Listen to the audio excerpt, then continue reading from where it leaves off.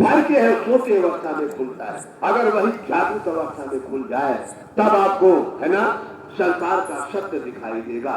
और वो तीसरा नेत्र खोलने की दो विधि है, या तो जप योग या तो हठ योग। जप योग क्या है, हठ योग क्या है? आप दोनों आंखों के काले बिंदु को यहाँ इकट्ठा कर दीजिए और इकट्ठे हो जाएंगे ना, दोनों काले बिंदु यहाँ इकट्ठे हो जाएंगे, आपको अपना मकसद दिखाई देने लगेगा। और जिस दिन दोनों काले बिंदु इकट्ठे होंगे आपका तीसरा नेत्र खुल जाएगा। और जैसे तीसरा नेत्र खुलेगा आपको सब कुछ सुख दुख दिखाई देने लगेगा, सबको सत्य दिखाई देने लगेगा। लेकिन ये क्रिया एक दिन में नहीं होगी यहाँ, है ना। और काले बिंदु दोनों इकट्ठे भी नहीं होंगे, कभी करके देखिएगा, है ना। क्योंकि अगर एक ले आओगे दिया वाला एक भाग जाएगा, इसको इधर ले आओगे तो ये वाला इधर भाग जाएगा। ये तीसरा नेत्र खोलने की विधि है। दूसरा है जप योग, है ना। और जिसको विशेष जानकारी लेना होगा दिन में हमसे मिलेंगे, हम तीसरा नेत्र खोलने की विधि बताएंगे। क्योंकि अभी बतावे लागब ना तो नीरस विषय है, किसी को अच्छा नहीं लगेगा, है ना। और जब जाना था अच्छा विषय आता है तो लोगों को अच्छा भी नहीं लगता है ना। इसलिए जिनको जानकारी लेना होगा दिन में मिलेंगे, हम आपको विशेष व्याख्या करके बताएंगे तीसरा नेत्र कैसे खोल सकते हैं आप, है ना।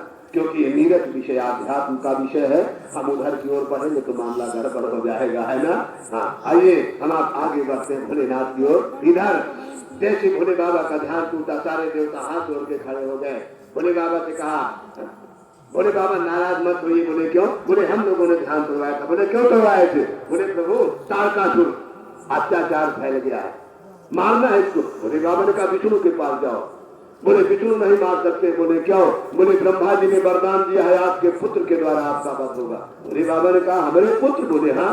तो बोले बाबा ने कहा हम कहाँ से लड़का पैदा करें? बोले क्यों? बोले बाबा ने कहा जब आप पत्नी मर गए तो हम कहाँ से लड़का पैदा करें, कैसे होगा लड़का? देवताओं ने कहा प्रभु दूसरा शादी कर लो, नया विवाह करो। बोले बाबा ने कहा ना, कान पकड़ी विवाह न कर, कोई एक बार विवाह क्यों, हम 108 बार विवाह करके खूब भोगते हैं, हाँ हर बार, है ना, भोग चुके हैं, नया विवाह नहीं करूंगा। देवताओं ने हाथ जोड़ा, प्रभु आप कर लीजिए। बोले बाबा ने कहा मेरे साथ कौन विवाह करेगा?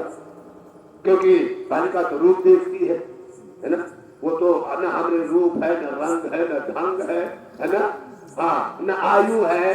बोले बाबा ने कहा बात पता नहीं कितनी आयु हो चुकी है, न रंग है, हाँ कलवा भुजंगा हूँ, न रूप है, हाँ डाली बार जटा जो ढाल, हमारे साथ कौन विवाह करेगा, है ना। देवताओं ने कहा तो एक बालिका है जो आपके साथ विवाह करने के लिए तैयार है।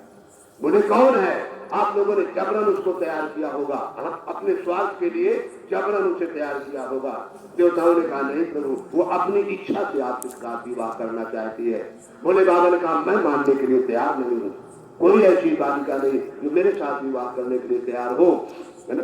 देवताओं ने कहा प्रभु आप अपने स्तर पर परीक्षा ले लीजिए तब तो विवाह करोगे। भोले बाबा ने कहा ठीक मैं परीक्षा लेता हूँ, अगर वो मेरे योग्य होगी, मेरे लिए तपस्यारत होगी तब तो मैं उससे विवाह कर दूंगा। और अगर वो थोड़ा सा भी उसके भाव डगमगाएंगे तो मेरी परीक्षा में फेल हो गए